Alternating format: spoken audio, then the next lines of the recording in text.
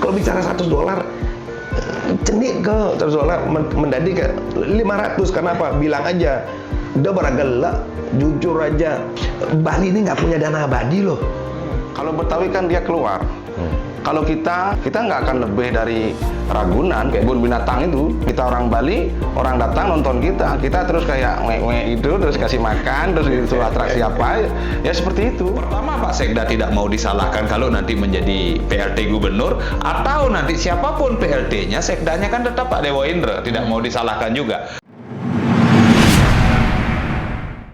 Hari ini kita akan berbincang-bincang, berdiskusi persoalan Bali ya. Ini ada 3 tokoh yang sangat luar biasa nih, tokoh yang saya kagumi juga beliau, tokoh Bali, tokoh publik yang pemikirannya juga di luar gini ya, kadang juga out of the box gitu. Ini pertama ada Aji Bagus Kertanegara. Ustaz Suji. Yes tuh, ya. Luar biasa ini kita di fasilitas tempat, Ji. Sukses, Ji. Yeah. Ada Pak Made Harjaya, pengamat politik yang juga anggota DPRD Bali 2 periode, Pak Made, dari PDIP Perjuangan. Nah, sebelumnya yang lupa sebutkan, beliau ini pelaku pariwisata ya, Ji Bagus, pelaku pariwisata, pendukung Pak Koster juga, Ji. Ya, Pendukung Pak Koster juga, Ji.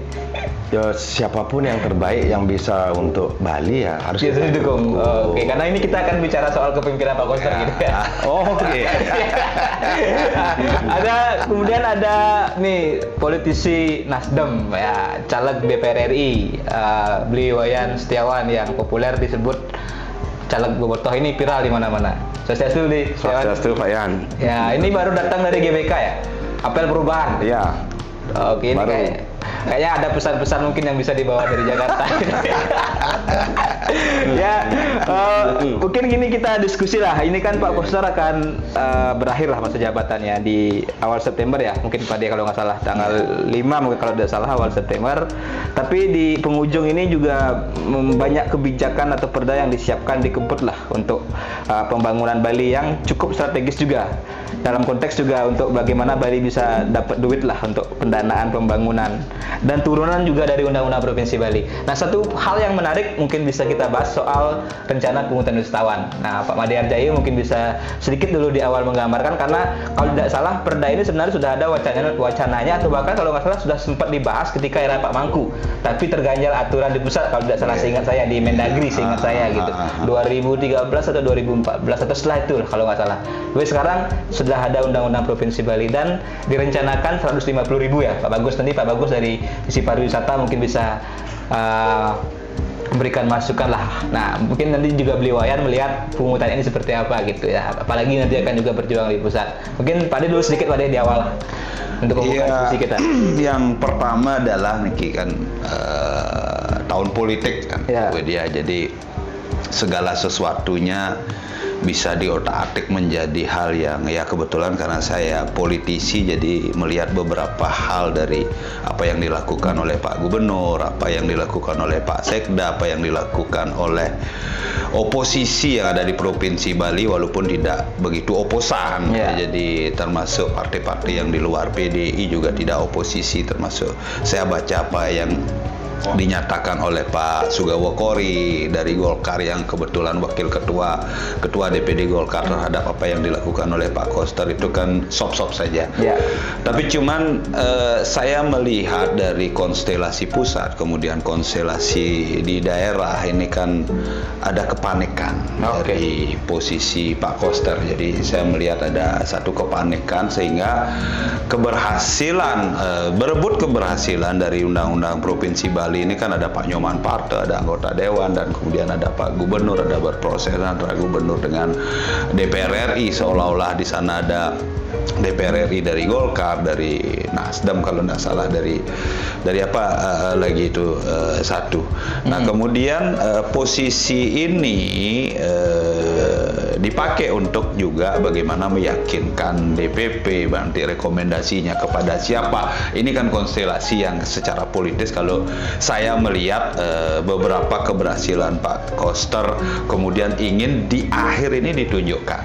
Nah sehingga keluar surat dari surat edaran dari Pak Dewa Indra selaku Sekda, ya kita melihat ada dari dua sisi. Ya soal defisit anggaran.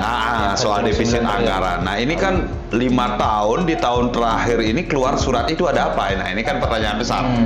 Pertanyaan besarnya adalah ini kalau momentum yang dibangun atau terencana walaupun politik by design, nah ini adalah bahwa Pak Koster selaku gubernur meyakini bahwa BTDC kemudian PKB ini sudah di tangan keberhasilannya, sehingga akan nutup ini, bahkan bisa surplus kan. Tapi cuman sebelum surplus ini kan harus dimunculkan biar menjadi momentum politik. Nah sebelum itu, kesana itu satu. Ya. Nah, tapi cuman dalam posisi sekarang ini kalau kita melihat pemerintahan secara teoritis, akademis, ini kan sangat konservatif. Itu Pak Sekda kan menjadi calon juga pelaksana tugas. Oke. Nah, dari 3 itu Pak Sekda masuk.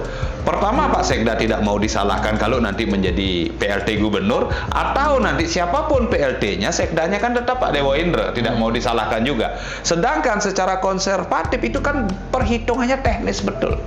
Jadi akan ada 1,9 itu teknis, dikurangi 1 miliar pengimbang. 1 triliun ini kan pengimbang. Jadi dari 7,5, dan kemudian saya membaca pernyataannya Pak Sugawo Kori itu sangat shock bahwa itu bisa ditutupi kalau, nah makanya saya selaku politisi melihat ini momentum yang dibangun. Oke. Itu. Kan salah satunya juga yang menjadi penutup itu soal pungutan Setiawan. Nah mungkin kita kaji dulu sedikit, nanti sebelum ke Pak D lebih lanjut dan ke Bli Setiawan nanti sedikit nih kita diskusi di awal.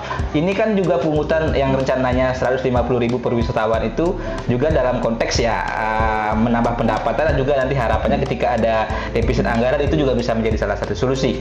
Menurut Ji seperti apa Ji? Kalau Tiang, dari perspektif kacamata Tiang sebagai pelaku pariwisata, Ya. konsep orang berwisata itu kan mereka menghabiskan uangnya mereka gitu ya, dengan dicabutnya beberapa visa kunjungan ke beberapa negara, itu kan sudah bagus sekali. Ya. Tapi kan memang harus harus difilterisasi nih kan mengenai ini kan. Nah tapi kembali kepada pungutan itu sah-sah saja loh. Kalau bisa jual Bali ini mahal, kenapa murah gitu ya. Bali ini dulu sempat waktu yang di tim Bali Tourism Board waktu Niko yang dengar kita udah oversupply kamar, salah. Kenapa salah? Kita kekurangan tamu gitu. Nah, Cara berpikirnya berbalik ya. oh iya dong. bukan oversupply, tapi kekurangan wisatawan. Mari kita lihat sekarang. Yang bolak-balik Singapura, setiap tahun di Singapura bandaranya dia ngedean. Bisa berapa runway dia punya sekarang itu? Singapura tuh sepertiganya Bali loh. Dia sah-sah saja itu. Mungkin tahun depan sudah nyambung sama Indonesia kok dia. Kenapa? Dia reklamasi terus. Apalagi pasir dari Indonesia dibebaskan. Kan lucu. Nah sekarang apa antisipasi kita? Terus raga cuma di Bali nih, konen apa-apa, jetola sing setuju kayak gitu. Bandara udah berapa puluh tahun itu bandara di utara itu. Udah stop lah bicara itu dulu ya. Mari sekarang fokus ke Ngurah Rai. Di Banyuwangi dari reklamasi Balinya kan begitu. Buat itu yang lebih besar lagi dan perbanyak lagi tempat parkir jumbo jet yang ada. Kalau tidak pun mau mencukupi, ini ada tanah di Serangan nganggur, ada tanah. Kok pemerintah diem? Pernah ke Perancis itu, atau jangan terlalu jauh ke Perancis, di Terminal 3 aja di airport Soekarno-Hatta. Dari kita turun di runway ke Terminal 3 itu berapa kilo itu? Ya nggak? Kalau dari sekarang berbicara dari airport sekarang ke Serangan, saya ada sing 3 kilo nih kan. Sana parkir daripada sekarang nganggur tanahnya di Serangan direklamasi terus nggak pernah jelas gitu loh. Ya kenapa tidak itu kita pikirkan bersama? Ketika lebih banyak bisa pesawat datang terus parkir, apalagi yang kelas 500 passenger begitu, selesai Bali ini gitu loh. Jangan terus parkir yang ada, apalagi kalau long trip itu lah, ya long flight itu, pesawat harus 24 jam harus stop, harus standby. Sehingga bisa bukan ini terus dia terus terbang ke Jakarta lagi, terus baru parkirnya di Jakarta. Biaya parkir aja mereka kan kena double charge, kan kasihan gitu. Ya. Nah, itu satu. Intinya dari bandara Sambo aja keserangan kan? Ya paling tidak kan begitu. Kalau tidak punya dana untuk reklamasi, ya ayo kan sudah ada yang direklamasi. Kenapa kita diem? Ini nggak semeton for Bali yang kemarin tidak jadi reklamasi, sekarang yang sudah direklamasi kita kejar. Loh, kalau bicara BOT, bill on transfer, ya harus dong. Sekarang pemerintah pada saat yang menandatangani khususnya BPID Serangan itu, satu, lihatlah para pemilik-pemilik dulu itu yang nasibnya ya, yang dipaksa ambil alih saat itu. Kenapa akhirnya mangkraknya itu? Kenapa? Ya dengan cara pengambil alihan aja sudah tidak benar, itu yang pertama. Yang kedua, bicara kalau kerjasama murni itu kan ada tenggang waktu namanya bisnis ya, bisnis to bisnis. Berapa tahun dia investasi, berapa tahun dia balik modal, selebihnya bagi untung, habis itu ya kembali kepada siapa pemilik tanah. Sing bisa nak uli jojo mai yang nguruk jadi ngelah sertifikat. Tiang banyak gitu izin beli made tiang ke nguruk di Sanur, nah apalagi yang nak Bali itu nak uli jojo kita di nguruk kan begitu akhirnya. Apalagi ada laut yang belum diuruk disertifikatkan kan? Nah kan seperti itu kok nak Bali ngoyong ya. Nah, tadi pagi Tiang nggak sengaja, Tiang ada satu, Tiang dapat, kebetulan putra Tiang lagi ngambil kuliah di UGM. Dia mengeluarkan satu statement di mana ada satu media yang minta dia berbicara untuk pakai bahasa Bali. Di sana dia menuliskan bahwa desajan sampai Bali ini telah ajak investor. Gitu. Loh, sekarang aja Bali ini sudah 78% loh. 78% dikuasai oleh pihak luar loh. Berarti kita terancam tersisih nih. Ya nasib orang Betawi bagaimana? Mohon maaf tidak ada menyinggung rasa ada ras tidak suka dan like and dislike di sini, enggak. Dulu orang Betawi itu paling raja terkaya di Jakarta. Sekarang tinggalnya di Cikarang jauh sekali dan bahkan tidak punya apa-apa. Bali ini bisa nggak bisa seperti itu? Oh bisa. Tahu nggak migrasi dari Rusia sekarang masuk Bali udah berapa? Nah itu lihat itu. Oh bukannya gimana? Kayak di Bali gitu kan, aduk-aduk di Bali. Ya sekarang ke Bali. Ya oke. Nah mungkin sebelum lanjut kita ke Beli Setiawan dulu. Kayaknya dari tadi Beli udah mau. Nah, saya lebih fokus mendengarkan loh. Kan kita ditakdirkan punya dua telinga ya, pakailah itu untuk mendengar yang baik. Menambahkan yang lebih sebagai kan seperti itu Pak ya. Siap. Tadi Beli mungkin soal apa yang disampaikan sama Aji bagus dan juga Pak Made, perspektif Beli seperti apa soal pariwisata tadi, soal juga kekhawatiran kita anak Bali ini bisa kali sedikit lagi ya. 150.000 itu cuma $8 loh. Ya, 8 sampai $10 ya. Aku sihatin. Berarti kecil kecil sekali, $100 gitu kayak. Berarti 1,5 juta.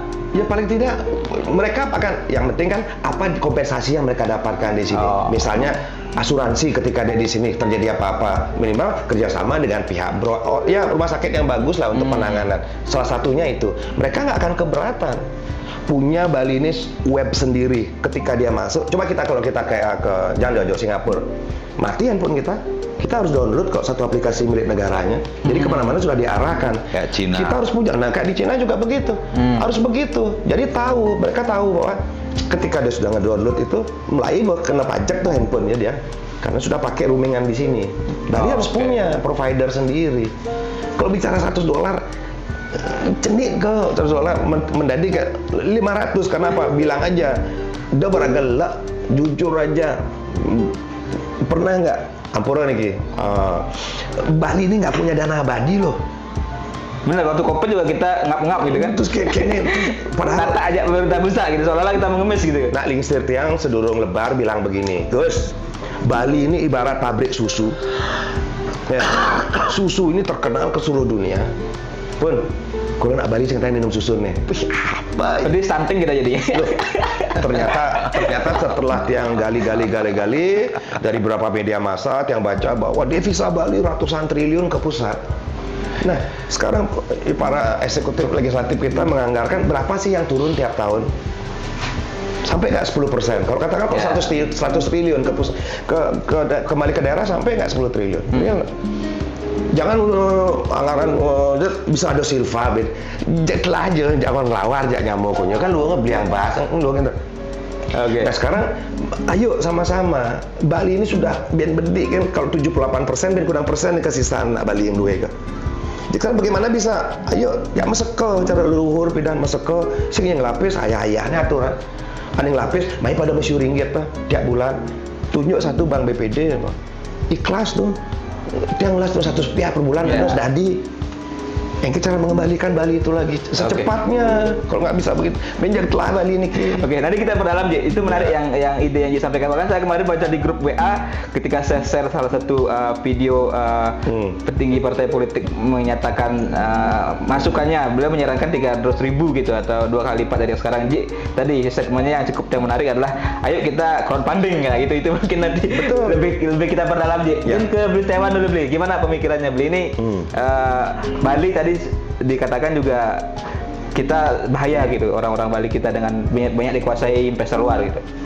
Akankah kita jadi Betawi kedua gitu, Beli? Ya bahkan lebih parah. Kalau Betawi kan dia keluar. Kalau kita ini menurut hemat saya ya, kita nggak akan lebih dari Ragunan. Kebun binatang itu, ya kita orang Bali, orang datang nonton kita terus kayak itu, terus kasih makan, terus disuruh atraksi apa, ya seperti itu. Banyak orang yang mungkin akan membuli saya ngomong gitu, wih bangsat lemotong mengandaikan orang Bali sebagai binatang. Ya, saya lihat faktanya begitu. Suka tidak suka, you tidak suka, itu bukan urusan saya. Tapi saya melihat begitu. Kita, kalau tadi dibilang, mohon maaf nih ya, saya kembali sampaikan seperti sama Pak Haji, Pak Bagus, Pak tidak ada maksud sara ya. Kalau Betawi masih lumayan, dia keluar. Tapi kalau kita di dalam ditonton, gitu loh. Jadi kita kayak Ragunan, kayak Bali Zoo. Kamu mau pindah kemana? Mau pindah kemana? Kalau Betawi mungkin masih tadi disampaikan ada Cikarang, ada Bekasi, ada lain-lain. Kita pindah kemana? Ke Selat Lombok, atau kita bunuh diri massal itu ke Laut India gitu kan? Nggak mungkin. Nah itu satu. Kedua soal tadi ada pungutan. Saya pikir saya teringat saya pernah punya teman medsos dari Butan ya. Ya, tahulah Butan. Ya. Orang masuk Butan tuh bayar mahal. Lah kita teriak-teriak ajak Bali terus senimannya netral gitu apa itu? Iya. Mohon maaf nih ya. Jadi apa? Apa yang kita banggakan dari kebalian kita? Sinado. Itu loh. Saya ingin loh kadang-kadang makanya saya bilang Bali ini harus punya semacam kayak Indonesian layar cupnya Karni Ilyas. Duduklah orang-orang yang berbeda pendapat. Jangan kita yang satu pendapat dikumpul berapa? Tadi Pak Wid nggak nyampaikan, yang hadir Pak Made Arjayo. Kalau nyampaikan saya nggak mau datang. Kenapa lu? Cukup beliau, karena saya sudah punya. Lu kan? Ngapain kita orang-orang yang setuju terus kita kumpulkan dengan yang tidak setuju. Jadi kita bisa beradu gagasan. Soal tadi pungutan 150.000. Loh, saya lebih kejam lagi, bila perlu $1.000. Gitu loh. Jadi kita harus punya nilai tawar dong. Tahu nggak paspor kita paspor kelas berapa? Saya nggak pernah keluar negeri, tapi teman-teman saya banyak bilang paspor kita paspor warga negara kelas 2 gitu. Orang Indonesia masuk sana ribet sini, Pak. Tahu nggak kalau kita keluar negeri itu harus disyaratin punya tabungan berapa? Ya, deposit. Ya, sementara orang-orang di sini, orang Australia gitu contohnya yang naik motornya ugal-ugalan gitu. Nah, kenapa kita terus memposisikan diri sebagai bangsa jongos? Why? Kenapa? Itu yang ingin saya sampaikan. Terlepas dari orang yang tidak suka dengan saya, emang saya mati karena orang nggak suka sama saya. Saya nyampaikan kebenaran. You mau nggak jadi binatang ditontonin gitu, nggak punya pride sama sekali, nggak punya harga diri sama sekali. Saya kasih satu contoh ya. Saya garis bawahi, saya belum pernah keluar negeri. Tapi kalau saya lihat status bandara internasional Ngurah Rai, bandara internasional, coba Anda datang. Masih ada taksi liar, masih ada orang bawa begini begitu, WC masih kotor, parkir masih semrawut.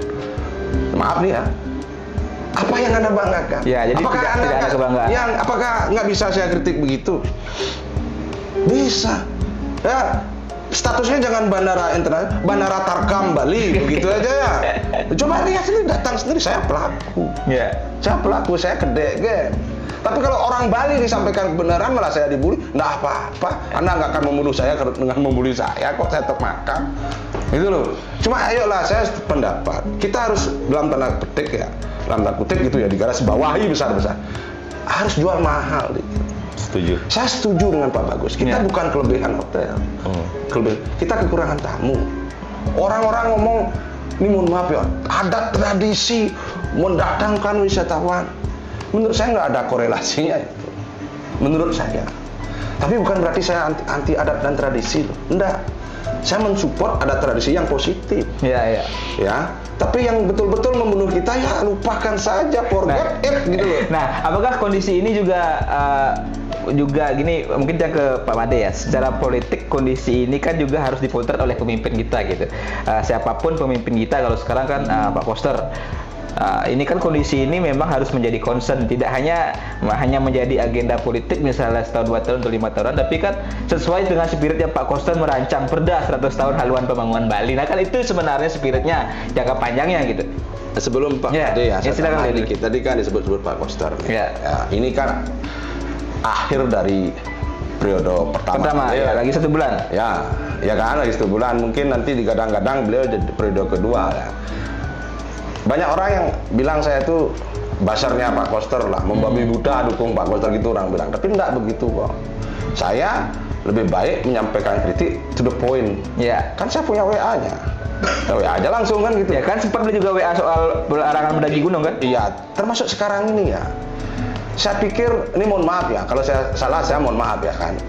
Saya pikir Pak Koster lebih mendengar orang-orang yang yes man gitu loh. Dan Pak Koster agak alergi sedikit kritik itu, agak alergi. Saya sampaikan apa adanya.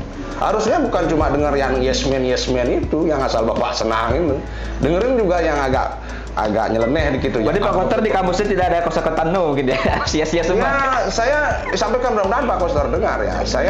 Saya pendukung beliau dalam hal tidak ada pilihan lain. Kalau ada yang lebih baik dari Pak Koster, oke lah. Sementara belum kan, ya saya harus pilih di antara itu. Ya kalau saya boleh kasar ngomongnya, di antara yang jelek-jelek saya pilih yang terbaik dari yang jelek gitulah. Ini mohon maaf ya harus saya sampaikan begitu. Kalau ada yang lebih baik, pasti pilih yang lebih baik. Ya, siapa yang lebih baik dari Pak Koster? Saya belum nemu. Ya belum ada lah, sejauh belum ada. Saya harus apresiasi juga. Beliau jago bawa anggaran, jago apa. Dan beliau juga orang yang setia kawan sih menurut saya dulu, menurut orang lain mungkin, menurut Pak Made mungkin lain. Nah, seperti itu ya. Yang baiknya kita sampaikan, yang kurangnya ya juga kita sampaikan dengan cara baik. Artinya seandainya mudah-mudahan beliau jadi periode kedua ini kan, ya stoplah dengan orang yang yes man itu, kayak percaya terlalu spiritualis begitu. Takut dikutuk katanya. Nggak ada Tuhan mengutuk. Tuhan mana yang mengutuk? Sini bahwa Tuhan itu tak getok peleng Tuhan tuh. Apa Tuhan mengutuk? Nggak pernah ada kutuk begitu tuh. Yang ada kita. Tuhan Maha Penyayang. Iya, masa bertaruh centang ngutuk. Main kalau contoh udah bertaruh tuh. Gitu nggak ada. Saya nggak percaya soal itu. Makanya jangan terlalu percaya orang yang ngiring-ngiring itu spiritualis begawan-begawanan begitu. Mohon maaf ya, saya mohon maaf ya. Tapi beliau kan seorang intelek, lulusan IT. B ya. Matematika lagi. Ahli matematika. Ngapain percaya yang ke dewan-dewan begitu loh? Kan lucu gitu loh. Saya kemarin marahi saja enggak apa-apa, tapi saya faktanya lihat itu ada penasehat. Tapi apa mungkin karena beliau terlalu percaya dengan kan ada kalau nggak salah satu ketua MDA, saya sebut saja ketua MDA Kota Denpasar kalau tidak salah, di berita beliau menyebut Pak Koster ini titisan kuturan. Iya enggak salah sih itu menyebut. Saya juga titisan Putin, saya juga orang pula terserah saya. Kakek saya bilang waktu kecil katanya keturunan kita ini keturunannya Untung Suropati loh Yan gitu. Saya percaya terserah dia ngomong apa kan gitu. Nggak apa, tapi lebih rasional lah sedikit berpikir gitu loh. Jadi kedepannya mudah-mudahan nanti lebih baik lagi. Dan saya menyarankan kepada siapapun nanti yang memimpin Bali ya Pak Dea, Pak Bagus ya, agak rasional lah pikir-pikir. Jangan terlalu ini mendaki gunung nanti itu bertaruh pedih dikutuk, bertaruh cian tuh untuk emang saya makan bertaruh tunen gitu loh, sehingga bawa basangnya kayak gini sih, basang bertaruh tuh ngutuk gitu loh. Ya mungkin yang seperti itu. Mohon maaf ya, saya bahasanya agak kasar. Memang begitulah saya. Ya sedikit dulu ke Pak Made sama Pak Bagus. Apa yang disampaikan oleh Beli Setiawan dalam perspektif juga pariwisata tadi. Kalau saya mungkin agak beda ini. Kalau masalah pungutan itu kan masih debatable. Jadi kalau kita mau yang berkualitas, mau ke Bali kan memang makin ditinggikan, makin yang berkualitas. Logikanya pasti. Nah, tapi tadi kan dibilang bahwa kita kekurangan turis, kebanyakan kamar. Masih kekurangan turis, bukan kita kebanyakan kamar, tapi kita kekurangan turis ya. Cuman untuk pungutan 150.000 ini saja, kalau Pak Koster kejar target nanti di akhir tahun ini agak sulit, karena begitu undang-undangnya turun, begitu perdanya dibuat, ini kan perlu proses. Kemudian pariwisata ini kan sistem. Ya. Jadi ada jarang pariwisata ini yang datang sendiri, pasti mereka pakai agen. Beli di agent, beli tiket pesawat lebih mendahulu, agent kan belum ini pembayaran ini belum. Nah, ini kasih waktu tahun depan ini. Nah, tapi cuman debatable, kita mau $10, mau $100, mau Ya. $200. Nah, ini kan dikomunikasikan. Jadi posisinya adalah kalau Thailand, Singapura itu memberikan subsidi pesawatnya, sedangkan kita, nah bagaimana persaingan itu? Ini kan harus dihitung juga. Ya. Nah, ini Kalau kan tidak salah semua dihitung. Tapi poinnya, karena saya politisi ya mungkin saya lebih ya, kalau ini senior saya di politisi, tapi jangan kalau dibalik-balik. saya politisnya, ini kan poinnya adalah di surat edaran Pak Dewa Indra. Ini momentum apa kan kita tidak tahu. Oke. Nah, kita baca ini poinnya adalah Pak Koster berebut rekomendasi, karena begitu ini dimunculkan, kita melihat bahwa masih ada keraguan DPP akan merekomendasi Pak Koster. Ya, sesuai dengan apa yang pernah saya sampaikan, ada Bu Bintang, ada pengaruhnya Pak Puspoyogo yang tidak bisa diabaikan. Kemudian seperti tadi Pak Wayan Setiawan. Jadi PDI itu bacaannya adalah Madilog. Bung Karno pun bacanya bukunya Tan Malaka, pemikirannya Tan Malaka. Walaupun kalau diklaim sebenarnya di era Pak Koster ini banyak keberhasilan gitu. Ini banyak keberhasilan, beliau banyak proyek, banyak bawa dana ke Bali, apalagi kalau memang ini nanti berhasil. Pungutan ini kan juga salah satu bentuk keberhasilan beliau juga, karena kan ini diimpi-impikan sejak era Pak Mangku. Iya, dari Pak Mangku. Iya, sudah oke. dirancang. Padahal kan bukan pemikiran Pak Koster saja sebenarnya. Bukan. Ini kan dari Pak Mangku. Kemudian Pak Mangku kan dia mungkin malang melintang di dunia internasional tahu, dan itu kan dikaitkan dengan Ya. asuransi. Nah, kita tidak bisa ansih masuk Bali bayar. Ngerti nggak? Karena kalau kita bilang ansih masuk Bali bayar, dia nanti ke Pura Batur gratis, ke Besakih gratis. Ya, karena dia sudah bayar di posisi ini. Makanya benar kata Pak Wayan Setiawan, $1.000 aja, kemudian dia kemana-mana gratis. Tinggal kita mengatur, kamu boleh, kamu tidak. Ya, oke. Jadi Dua tinggal pedun. cukup satu sekali saja. Iya, itu. Jadi pemikiran ini yang perlu dijelaskan di dalam Perda. Masuk Bali ini hanya menginjak Bali kayak parkir, apa kita menikmati Bali ini sudah bayar di depan? Nah, ini kan harus menjadi pemikiran teknisnya ini. Nah, sehingga Pak Dewa Indra ini punya pemikiran ini agak sulit diterapkan tahun ini karena teknisnya harus diatur. Ya, kalau tidak salah saya baca di Perda itu baru akan diterapkan 6 bulan setelah diundangkan. Berarti kalau Artinya kan tahun depan. Ya, ketok Palu Ini kan Agustus, belum lagi konsultasi ke Iya. Kemendagri, mungkin September Oktober, berarti sekitar April atau Juni Juli 2023. 24. Nah, yang masih bisa itu kan sewa BTDC, kemudian kawasan penyangga PKB. Nah, kemudian kawasan penyangga PKB, banyak yang ini, kayak IKN lah dibilang banyak yang ini, tapi belum ada kan? Belum ada, Masih pakai APBN sekarang. Nah, ini masih PEN, pakai dan APBN PEN. juga, masih PEN juga. Ya, kita samakan IKN kayak Nah, PKB mungkin ini. nanti Ajik bisa namakan, Nah, bisa itu, nggak nah. tambah investor ke PKB. sehingga mohon maaf, orang ke Bali itu lautnya nyari laut yang putih, kawasannya sudah ada. Jadi Bali Selatan. Nah, sebelum ada bandara Bali Utara, Bali Selatan ini harus dibesarkan bandaranya. Nah, baru bisa gitu loh maksudnya. Dalam posisi kita berhitung kapasitas Bali ini. Berapa yang bisa masuk? Berarti Mohon maaf, begitu gelombang di Banyuwangi, orang kebutuhan pokok di sini langsung satu aja loh, gelombang di Banyuwangi aja nggak bisa nyebrang. Apakah Pak De mengatakan PKB di Kelungkung Pusat Budaya Bali ini berpotensi menjadi proyek mangkrak? Ya, kalau Pak Yan sama Pak Bagus, karena posisi ada di Pak Koster kan beda dengan saya. Saya kan masih melihat politisnya bahwa apa yang dilakukan di sana ini kan kita nggak tahu 1,2 T dari pusat ini kepentingan partai apa, siapa yang mengambil.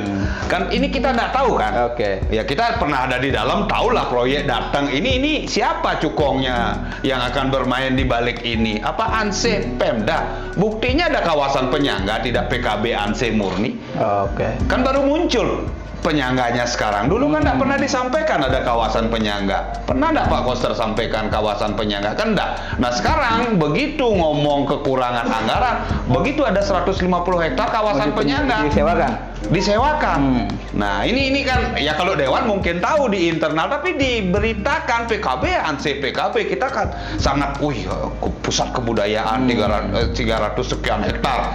Tapi sekarang ada 150 penyangga dan kemudian ini yang bisa menghidupi ini. Kalau tidak ada ini kan tidak hidup. Oke. Nah, inilah Kunda. Nah. Sebelum ada. Nah, kan itu dah. Iya.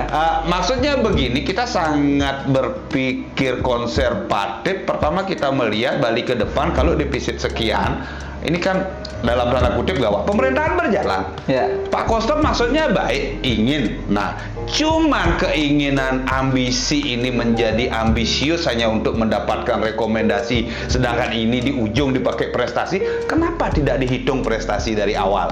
Ya, sebelum saya sampaikan tadi Kan ada itu. keberhasilan Kenapa kemarin. di ujung pakai artinya, makanya saya bilang ada kepanikan untuk berebut rekomendasi kan itu. Oke. Ya, seperti kemarin Bu Mega kan sekian hari bersama Giri di Pila di Bedugul kan. Ya mohon maaf saya sampaikan karena saya punya orang di dalam ya, Giri sama Bu Mega ada apa ini kan, minimal bicara pilkada minimal, dan kemudian ada pilkada yang diundur ini kan sangat parah nanti. Pilkada begitu diundur ini kan gejolak. Ya. Karena apa? Karena pilpres, pileg ini menghasilkan, sedangkan yang lama yang dipakai rujukan pilkada. Karena ini kan belum dilantik. Nah ini kan tumpang tindih. Kenapa, Oke. Kim? Nah, Ya, saya tahan dulu pada ini. Saya ke Aji Saya Bagus dulu sedikit klarifikasi dulu sedikit. Jadi, mohon maaf nih ya, sebelum Pak Bagus ya, saya klarifikasi sedikit. Pak Bandi bilang, oh ini saya kan posisinya berbeda. Kalau Pak Wayan sama Pak Bagus kan di pihak Koster. Salah, saya di pihak rakyat Bali. Oke. Dan saya mendukung siapapun pemimpin. Kalaupun mengkritik, saya mengkritik dengan jalur yang baik. Oke. Nggak asal mohon maaf ya ada 1-2 oknum yang asal mengkritik itu cari panggung bisa enggak. Itu loh. Ini saya harus klarifikasi loh. Jangan saya bilang enggak lah, kalau saya juga kadang-kadang artinya kan contoh sekarang loh. Pak Koster Soal Gubernur Pak Wayan kan mendukung Pak mendukung Koster. yang baik. Yang perlu saya kasih masukan, saya kasih masukan. Contoh kayak PKB. PKB itu kalau menurut saya kan bangunan fisik ya. Saya dari dulu nggak setuju, dari Giri periode pertama juga saya nggak setuju pembangunan fisik. Contoh nih Balai Banjar benar-benar terus dari baru. Saya nggak setuju. Yang kita perlu bangun adalah pembangunan mental manusia gitu loh. Manusia kita yang harus kita bangun. Anggap saya ambil satu contoh bukti nyata ya. Kita ini sebenarnya pedagang manusia loh Bali ini. Percaya. Saya nggak meremehkan profesi ya. Mana ada orang Bali boleh dihitung dengan jari. Kalau kita punya jari 10 mungkin berapa aja yang well position ya, posisinya bagus di luar negeri. Kebanyakannya paling yang bawah-bawah kan, bagian pertanian, suat, tukang picik-picik batis tamu itu kan seperti itu. Saya nggak menghina profesi itu ya, tapi saya harap kita itu bisa lebih mencontoh negara-negara lain kayak India itulah, dia kirim CEO. Nah kita apa? Kita bangganya jadi pekerja perkebunan, peternakan. Pokoknya kan asal keluar negeri bangga dah. Itu kalau saya kasarnya itu kan kita menjual manusia. Oke. Iya dah. Makanya saya bilang kita yang kita bangun bukan fisik gitu loh, kita mental, cara berpikir SDM-nya kita bangun. Oke.